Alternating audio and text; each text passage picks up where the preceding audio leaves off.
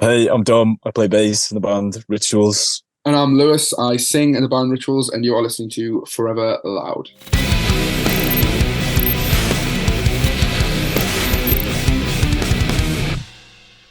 I'm living blind in this madness, a sign of this sadness.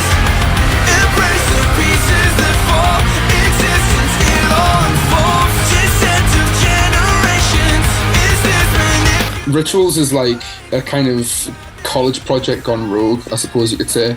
Like, we started in 2018, didn't really care, didn't really want to do anything other than just play a couple of gigs around Newcastle. Lockdown hit, new lineup, new songs, and kind of like a full new work ethic, really.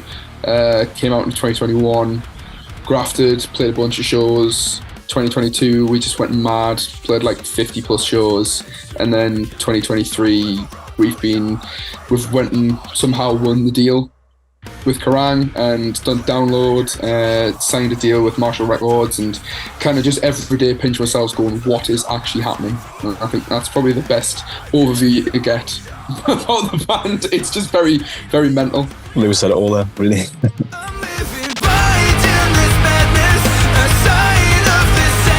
Wasn't man, it's like the heaviest stuff we've done, like the darkest stuff, the heaviest stuff, different to the last stuff. It's just kind of like it pushes the boundaries of all the last things we did musically, and I think we feel like it's the most like collectively like sort of like visceral that the band's ever sounded.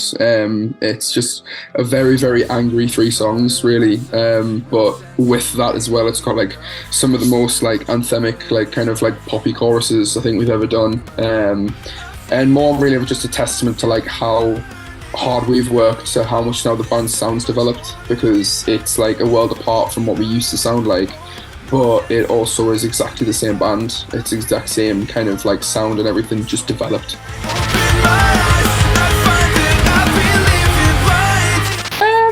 It's a funny one, isn't it, Dom? It's kind of like it just we don't really kind of try to make it sound a certain way. I wouldn't say it's important or we're like trying to do that. It's just what comes out.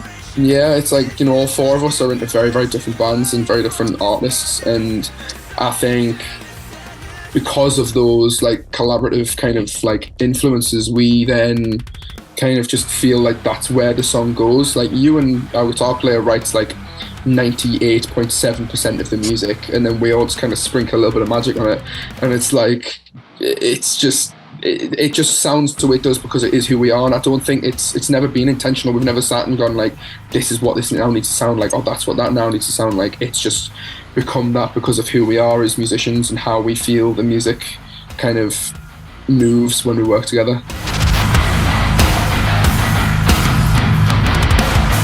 It's a little bit of a like we don't really normally, when we like make music, we don't exactly kind of focus anything around the theme of the songs, because I think for us it's always nice to tour and people come up and say like, oh, this song means this to me and this song means that. But this time around, the songs, like especially 2 of them, have very much kind of been based heavily on kind of like recent things, especially for myself, where it's essentially just kind of like growth within a person, like growing in yourself. Living Blind, the first song in the EP, that's more based around like a view on the outside world and a view on how the rest of like humanity seems to treat each other, where the world would probably be a little bit of a nicer place if everyone else had a little more love and care for each other.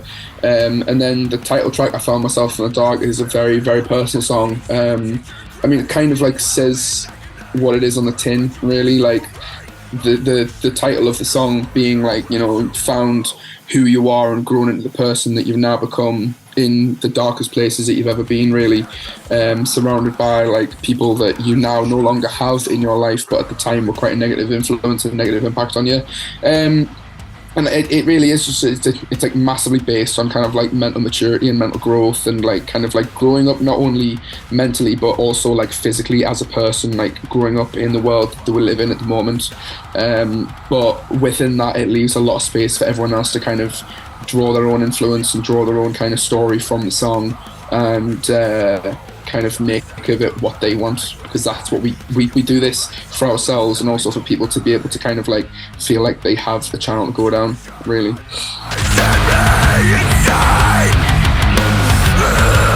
Ewan's just gotten a new guitar from Chapman Guitars, and it's like, the thing is huge. The neck on it for that, like the scale length is ridiculous. So there's a lot more heavy, ridiculous riffs coming. Some of the stuff he's writing at the moment is just like an absolute joke. I feel sorry for you having to play that on bass, to be honest with you, mate, because it's not fun. Give into our realism. Take me to But we're all massive Jeff Tate fans, so I'm gonna have to say Jeff Tate. But on a serious note, it would be, I mean, we all, like, lyrically, I'm a massive like Architects, While She Sleeps, like Of Mice and Men fan. I think like collectively, you know, like Sam Carter's vocals, especially on the newer stuff as well, I think he's got an insane amount of different like range and versatility that I'd love to be able to bring to the band. I love Aaron Pauley's vocals from Of Mice and Men. I think he's absolutely fantastic, you know, his contrast between cleans and screams. But musically, I think it's, I mean, we listen to all sorts. I mean, you're like a massive like Death fan, and kind of like you listen to more like old school stuff, old school influences like Chuck from Death, modern death metal like Opeth, like he influenced. I do backing vocals, so like he influenced my sort of scream. Lewis writes the lyrics, so I can't really comment on the lyrical aspect of it. But yeah, we all just listen to really different things, but also have common things that we enjoy, and yeah, different aspects come into it.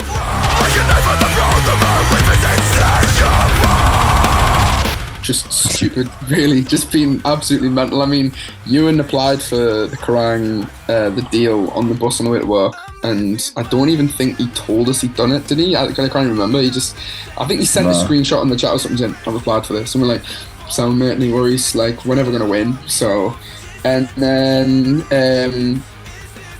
we got an email that we'd been shortlisted, was it? In like one of the groups of 10. Yeah, I think there was that. There was one before the top 10. There was like the shortlist thing. It was groups of 11. That was it. And there was like 55 bands, and basically we had to get like our fan base and like people we know to vote for us.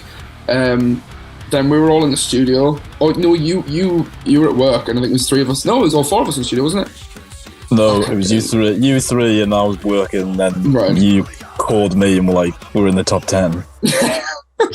Yeah, it was like we got the email and stood in the room, and our producer was with us, and we just hit the roof. And he's like, "What's happened? Like, who's died?" And I'm like, "No, like honestly, like we've got in the final 10." And then we ended up on, me and Matt, our drummer, were on like what we were told was just like a routine interview with the final 10 like finalists with Sophie K. And Kerrang just basically played like a massive prank on us. Like did like a few like normal questions, and then Sophie K turned around and was like, "Oh, I'm sorry, I've actually missed a question." And she was like, "I'm looking at my producer. Have I got time to ask a question?" She goes, "I've got time to ask one more question." And she turns around and she just goes, "So what would it mean to you? What would you say right now if I told you that you were the winners of the deal?" And Matt was like, "I'd probably throw my MacBook across the room." And I was like, "I'd cry and I'd shout for my mum." And then she was like, "Well, I can't tell you that you are the winners of the deal." And we were phoning the lads. Like Matt phoned Dom and Ewan, and he was holding the video on like video call, and Ewan was answering.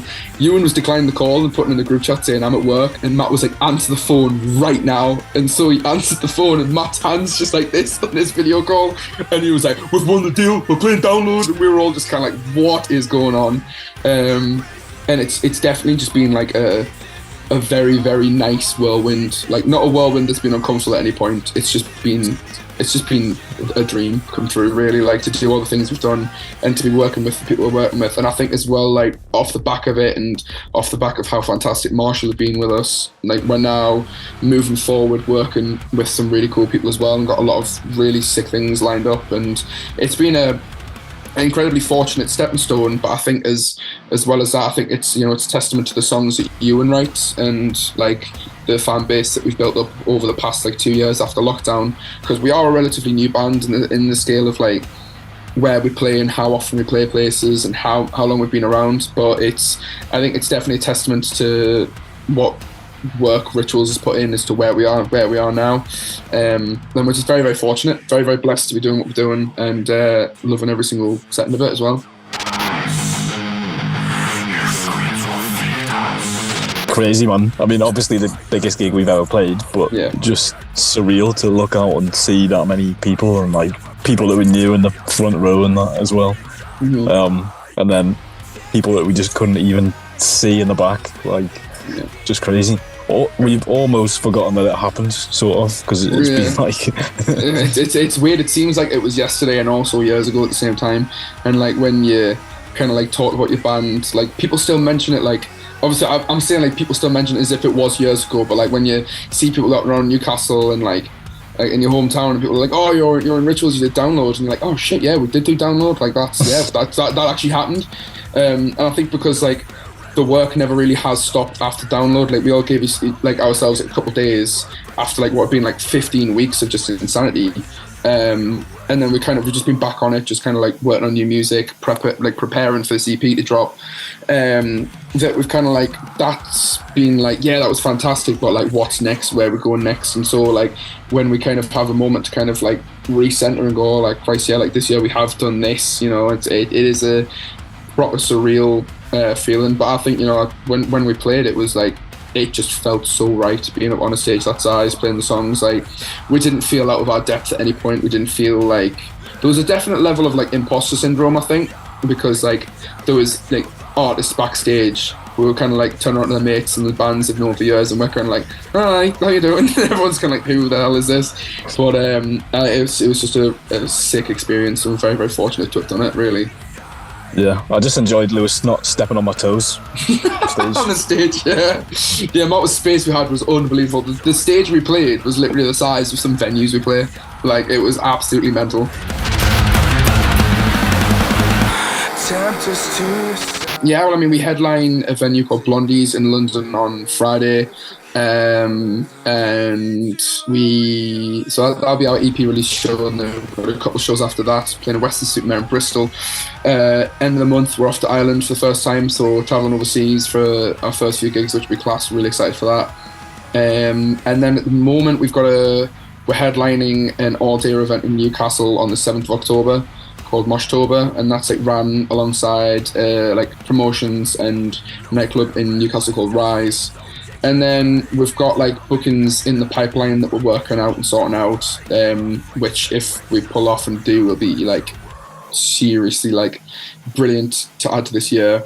And then just like music wise as well, we're working on new music, and we're looking to be working with a few really cool artists that we're all like big fans of ourselves. So like we've got a real cool collective of things happening at the moment, and looking at the future is very, very, very bright and very, very busy, especially for next year as well.